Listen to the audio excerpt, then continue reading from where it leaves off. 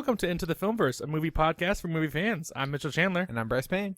And today we are reviewing Matt Reeves' The Batman and diving deep into the Filmverse to unearth the classic Scorsese film, Taxi Driver. If you want to follow us on Letterboxd, if you're not on it, what are you doing? Come peep our film reviews. You can find me, Mytchel Chandler, at Mytch Reviews, and that's MYTCH. You can find me, Bryce Payne, at Payne Reviews, Payne Reviews. All right, Bryce. So we might as well just get right into it. What did you think about Edward Cullen playing the not-so-fresh Prince of Gotham? I thought it was a fresh take. I thought it was good. I did think it was going to be more brutal than it was, so I was kind of like not as impressed as I wanted to be. And it was like, I felt that 3 hours. Mm-hmm. I like felt that in my bones. I want to say right off the bat, the first thing I said when I got out of this movie was, could he not have thrown one batarang? Just one. I'm not even mad about that because like I watched other Batman films recently, right? Like Batman and Robin, which is horrible. Right. But he only throws one batarang in there. Bro, he even had it in his chest, and the only time he used it was to cut. I mean, we're gonna talk about spoilers in this, so I hope you know. He only cut the electricity like cable with it, and I'm like, bro, you could have thrown it like so many times. Like when he was hanging, like at the end when he was hanging, he could have taken that and thrown it and killed one of those guys. He just doesn't know how to use it yet. It's just an accessory. He was like, this is just cool. I did think, as far as like gadgets though, I did think he was cool how he used the grapple hook a lot. Grapple hook. I like the use of Venom, just like a nice little throwback. I think it's badly used. Oh, in the Venom. movie. When you say Venom, I was just like, when was Venom in this movie? I did not see Tom Hardy at all. Well, I'm just kidding. I think it was badly used. Like it was just like a throwaway thing that he didn't really need in this situation. So like, he took down one goon. So you're talking about the green vial at the end where he just stabbed himself and he got back up. You know, okay. So after watching it the second time, because I was waiting for that scene to happen specifically to review it because you had mentioned that to me before I had seen it a second time, and I didn't mind it as much because he used it, to do the, he cut that electricity after that scene, and he also helped the people of Gotham after that scene. So it took him, so he kind of needed it. But also, some people are saying they don't think it's Venom; they just think it's just adrenaline. But I'm like, I feel like in the Batman universe, it has to be Venom. Like they wouldn't just do that for no reason. And for any of you who don't know, Venom would be the serum that Bane uses to make himself Hulk out. Awesome, it is. But yeah, honestly, going back to what you were saying about not as much action, that really was one of the main things. I just thought there would be more scenes of it throughout. Yeah, because I felt to me like every bit of the action we saw in that movie was from the trailers. Exactly. And I was like, the brutality in the trailers is what everyone was hyped about. And then I was just like, this is 3 hours of him walking around doing detective shit, which is cool. But I just wanted more. I just wanted to see him beat more people Don't up. get me wrong. I thought it was a wonderful, beautifully crafted film. You're right, exactly. Because of the scenes where action was there, it hit. It really was brutal and just guttural. But then I just wish there was peppered in a few more things in there. Like I wish there was at least one more big action sequence like the end. What were your thoughts on Paul Dano's Riddler? I loved it. I absolutely loved Paul Dano as the Riddler. Especially at that last scene when him and Batman are interviewing each other, or like when Paul Dano is in the scene and he's like Bruce Wayne, and you just see the transition between him thinking that he's Bruce Wayne and he doesn't actually know. Oh, so good. I didn't like it at first. I felt like a lot like a Jigsaw villain. Like he was a Saw villain. That's very accurate. And so I was like sitting there, I was like, this is just Jigsaw in the Batman universe. But since then, I've watched Batman Forever. Yo, this Riddler is awesome. Jim Carrey's not good at all. This is a way better Riddler. Oh no. I just like the serial killer vibes that he was the serial killer, but I just mean like he was. It was different. Like it's not a Riddler that you'd expect. Like nothing that I've encountered before. Honestly, I don't mind because it filled the role that I think was super cool. I definitely think this could have benefited from like an R rating. Normally I'd like saying, okay, the rating doesn't really matter. They just make the movie they make. But for some reason, this feels like they kind of held back a little bit, doesn't it? 100%. Like, here comes Joker reinventing the R rating after Logan, which is Joker, yeah. Which is like here's this. We're showing that people will watch R-rated superhero films. Here's a Batman where we've never seen this young of a Batman. We have in Batman Begins, but not the same. Where he's like more. I want to call him grunge. Well, yeah, I mean, and I want to say that, like, Spider-Man No Way Home was PG-13.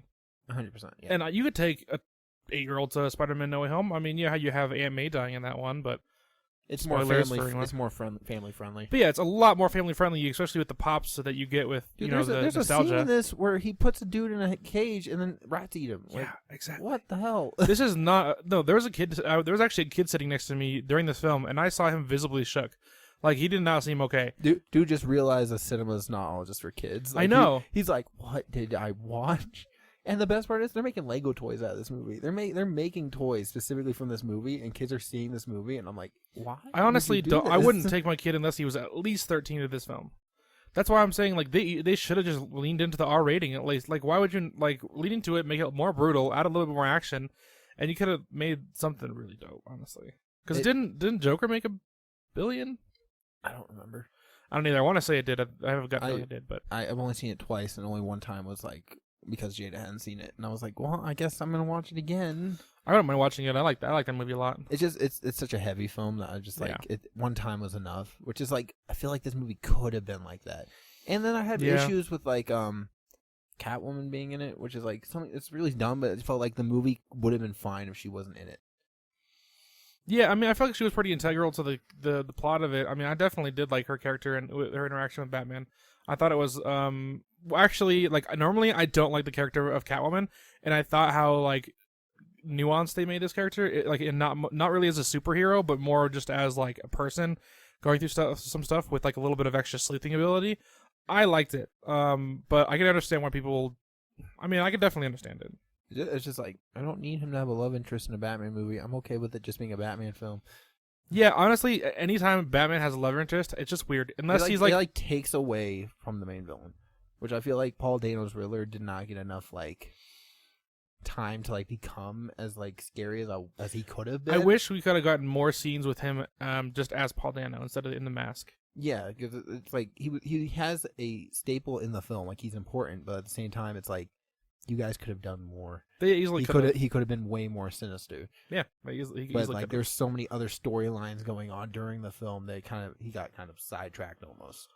Yeah, I mean, because exactly, like everything melded together, like with Falcone and with the Penguin, which we can talk about the Penguin in a second because he was amazing. But yeah, the Penguin, and then there was the stuff with Paul Dano, and then the stuff with the police officers, and it was just, and then you having Catwoman. It definitely felt like there was a thread through all of it, but it almost felt like you took like chunks of time for each thing, and then by the time you got back to something else, you're like, oh, I forgot that was even a thing, right? Okay, we're back on this. I also kind of wish there was more villains. Like, I don't know, because The Long Halloween, the comic like is based off of, has so many villains in it, and I was like, I only saw like 2. Now, I want to ask you this. I mean, I can definitely understand that because it does feel like there could have been a little, like an extra, at least one more, just to make it a little bit more eventful and a little bit more fighting. Which is so funny because every Spider-Man film where they have like multiple villains, people usually like bash because they're like, "There's too much," and I'm like, "Yo, I would have loved to see Batman like fight Scarecrow or something, just like somebody else, like a main villain instead of goons, and then fighting like a main villain." So there's a few things I want to ask you about. The first thing I want to ask you about is what did you think about the wingsuit instead of even using like his cape? I thought it was cool. I like that. It's more unique than like it feels more realistic, I guess. You know, I thought I would hate it as soon as he opened it up, and then when he crashed, I was just like, I was like, for some reason, I feel like he's gonna make that into something later that it's gonna be his cape. You know, I feel like he's gonna do that. I like the suit. It was cool. The suit's awesome. Oh, the suit was really cool. Yeah. And then the second thing I was going to ask you about was what did you think overall about the ending? Because I know there's a sticking point for a lot of people that they didn't like the ending. I was okay with the ending. I wasn't mad about it. I was like, yep, that was a good movie. Like, not something I'm in a hurry to rewatch anytime soon, but definitely something that I will rewatch. Just because they said that the third act just felt like so different with like, you know, he was actually becoming Batman. Yeah. Because like throughout the film, he's Batman, but he's not the Batman we all know. So it's like the ending has him like finally realizing that he doesn't need to just hurt people, he can help people too.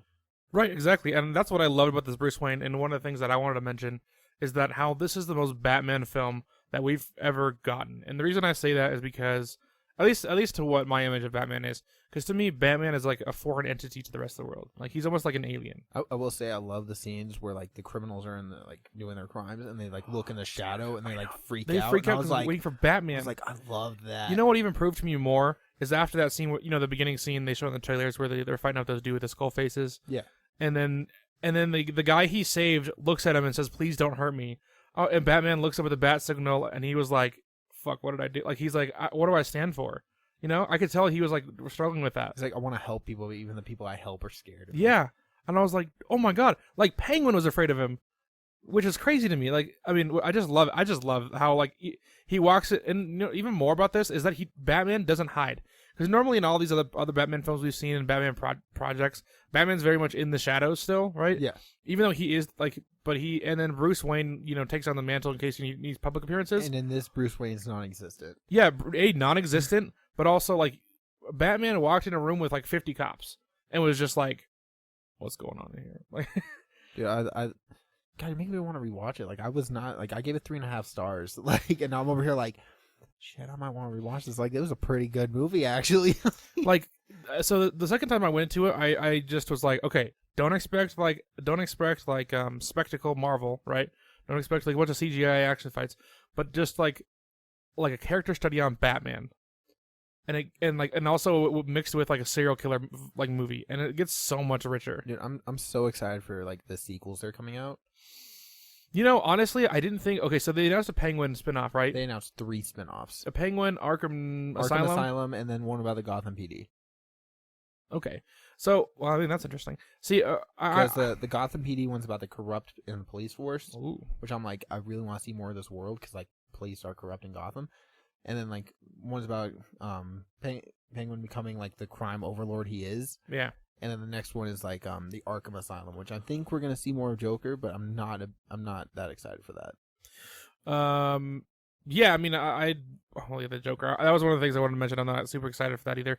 But the Penguin, dude, I think I'm excited to see that show for sure. Could you the rest of it, I don't know. But could you have pictured Jonah Hill being the Penguin? Because they offered him the role. I would not want to see him as a Penguin. And like the only reason he didn't do it is because they want him to wear a fat suit. That makes sense because he's been trying to shed that. Yeah, he's lost a ton of weight and stuff. And he's like, "Why would you want me to be like? I'm done being the fat kid. Like I'm a serious actor." Good for him. Yeah, I would say Colin Farrell. He also was really good. He also was like, "I'll do it if I get paid double what Robert Pattinson makes." They were like, "No, no, dude." But Robert Pattinson would be like, "Can I get paid more?" That's cool though. Yeah, I mean, all those shows, I'm sure we'll probably talk about them here on the show and everything, but yeah, I would say out of those, the ones I'm most excited to, just because I have some context for it, is the Penguin show. Otherwise, the cop show, I'm just like, okay. It'd be an interesting like drama show, but I basically feel like it'd be like NCIS in Gotham. Yeah, right. Well, I mean, I know it could be cool. Or Criminal Minds in Gotham, I guess. It could be pretty cool. Criminal Minds is more darker than NCIS. So, like you mentioned the Joker, that scene. What did you think about it? I kind of knew it was coming because of all the rumors around the film. Did you? Oh, I had no idea. So, like, when I heard it, I was like, because I already knew who played him. I already knew it was coming, and I was just like, I was really hoping you weren't going to do Joker in this, because like, not every Batman film needs Joker. Like, they're important to each other, but as like, if they do this as a trilogy or whatever, it like don't do like the Dark Knight, of course, but have the Joker be like the bad guy that's orchestrating everything, like the mastermind behind it. And I feel like showing him so soon would be like, I honestly am not a huge fan of the actor that is going to play Joker. I mean, I haven't seen too much. I thought he did good in Eternals. Yeah, I mean, he did okay. He did good in Eternals, but it's not like when I'm picturing the Joker to, like, match up to in Eternals though, because like the movie. Yeah, I guess honestly the reason I'm so put off by it is the way it was presented in the movie just felt so misaligned with the tone of it already. Yeah, it just felt like it was just shoved in, and I was like, I don't need that. Like, it felt like the ending of like Batman Begins, where like Commissioner Gordon shows the Joker playing card, and like, look who's coming, and I was like, you don't need to do that every single Batman film. It felt like a post-credit scene they just shoved in the middle of the movie. True. Did you stay? Did you stay for the credits? No, I don't think I did. Wasn't there like some? It was like a Rada. It just said goodbye and gave you like a code, like you can decipher to get on a website. Everyone's already figured that shit out. Yeah, so, the like, radalada.com, which was I actually went on the website. It was pretty cool. There was it does like coding and stuff. I would have been pissed though if I sat through a 3-hour-long movie and then sat through 10 minutes of credits and then just was like goodbye and just be like, what? That's why as soon as it ended, I just looked up on my phone. I was like, is there a post-credit scene? No? All right, I'm out. Exactly. I do that with like half the movies I see. I'm like, I mean, Marvel, you already know, but like everything else sometimes. Marvel is just like how many credit scenes. Yeah, exactly. So yeah, I mean, so what are your if we want to kind of sum up here, what are your overall thoughts of the Batman there? I thought it was well done. I'm excited to see Robert Pattinson in more of like in like Batman again, because I think he did a really good job, and I'm excited to see him like grow to become like the Batman we want him to be. But yeah, I don't know. I guess I expected more, and I feel kind of disappointed.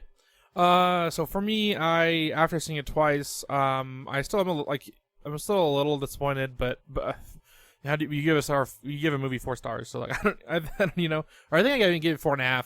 Honestly, it's just so much fun. I just wish there was a little bit more action, but I think that they're building up to that in future sequels. And then I think even though I feel a little like off on the Joker, I think I just hold out hope they can pull it off, because if they pull off Robert Pattinson as Batman, so I love it.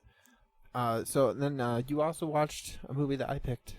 I did, and which brings us over. It's time for the Filmverse feature. Each week we pick a different movie to watch, and this week is Scorsese's film Taxi Driver. Bryce told me to watch that.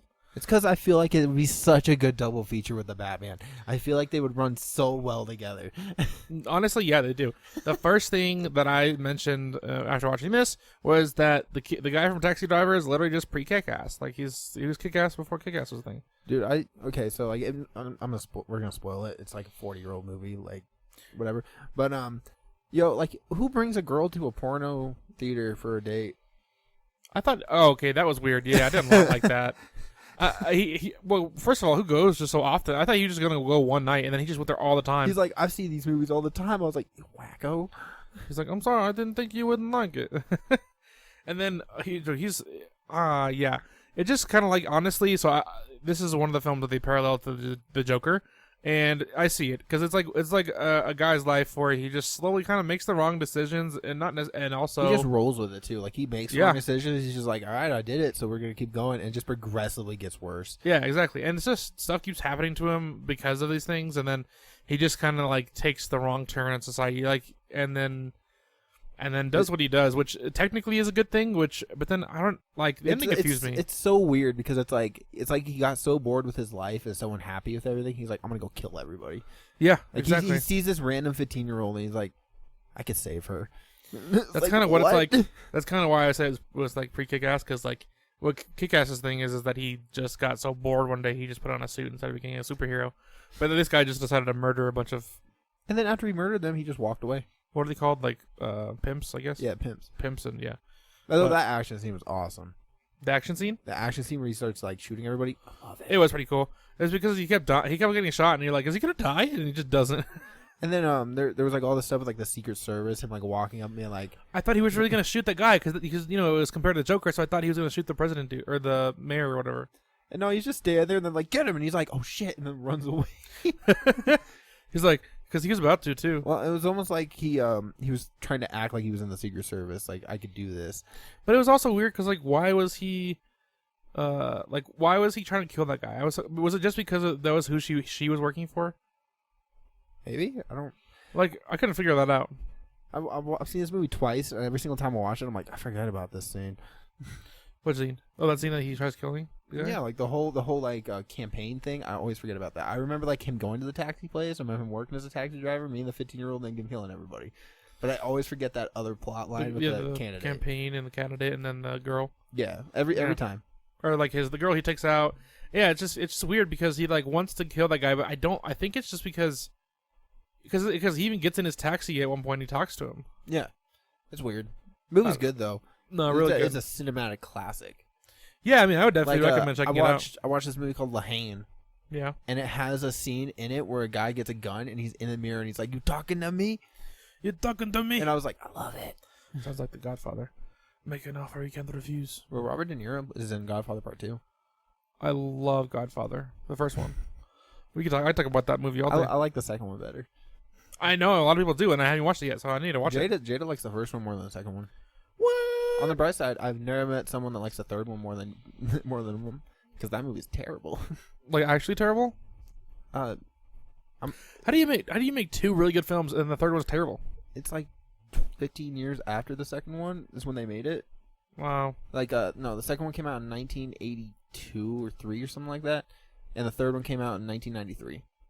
Makes sense. And Francis Ford Coppola cast his daughter as like Michael Corleone's daughter, and she is awful. She cannot act to save her life. She's a good director. Oh, she's just not a good actress. Well, that's awesome. So any other thoughts on Taxi Driver there? I'm trying to think of anything else that was super cool. You know, there was one scene in there that he goes to talk to one of the other taxi drivers, and he tries to give, and the other taxi driver starts giving him advice. And it was like the most whack advice I've ever heard. New York? Yeah, he was like, I just feel like everyone in New York's kind of unhinged almost. Yeah, he's like, I don't know, you're a man and you just do what a man does and just live your life and you will become your job. Okay, bye. It was good though. I mean, like, no, it wasn't a bad conversation. I just thought like it was like this guy's goofy. But it's like Joker, where the guy's like, "You carry a gun with you?" Oh yeah, wasn't there? Yeah. Yeah, it's like, let me get a gun. I know, yeah. Then he just finds some dude, like, give him, like, 20 guns. Batman and Joker movies can always be referred to Taxi Driver. I feel like the modern ones are always going to be good together with Taxi Driver.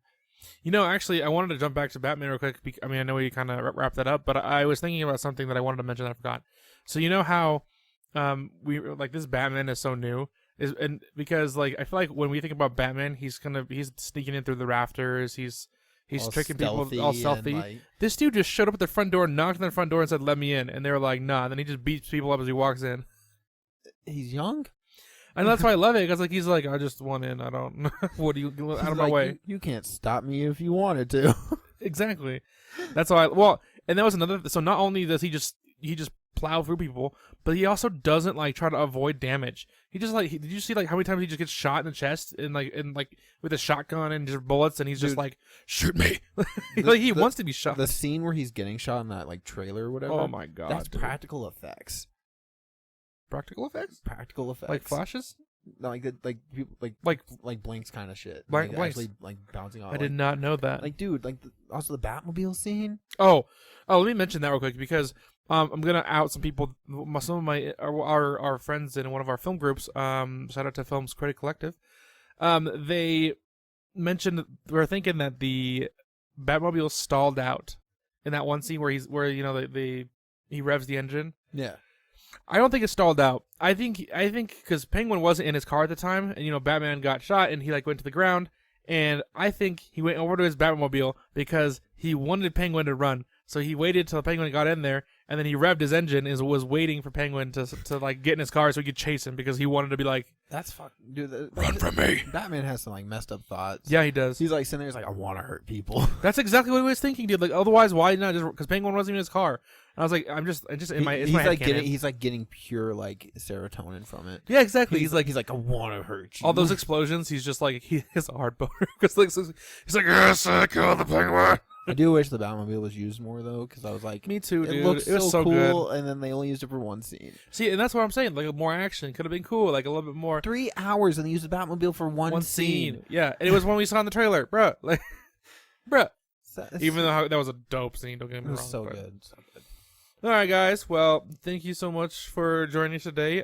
Bryce, where can people follow you and your enrapturing escalades? You can find me on Letterboxd at Payne Reviews, Payne Reviews, Instagram at Payne Loves Cinema, and Twitter at Sanguine Films. And you can stay connected with me, Mytchel Chandler, by simply following me on Facebook and Instagram at author Mytchel Chandler, Twitter at Mytchel Chandler, and Letterboxd at Mitch Reviews. And remember, Mitch is spelled with a Y. And then also you can find us on our YouTube channel at Into the Filmverse. That's all for this time, our fellow cinephiles. And until next time, Excelsior!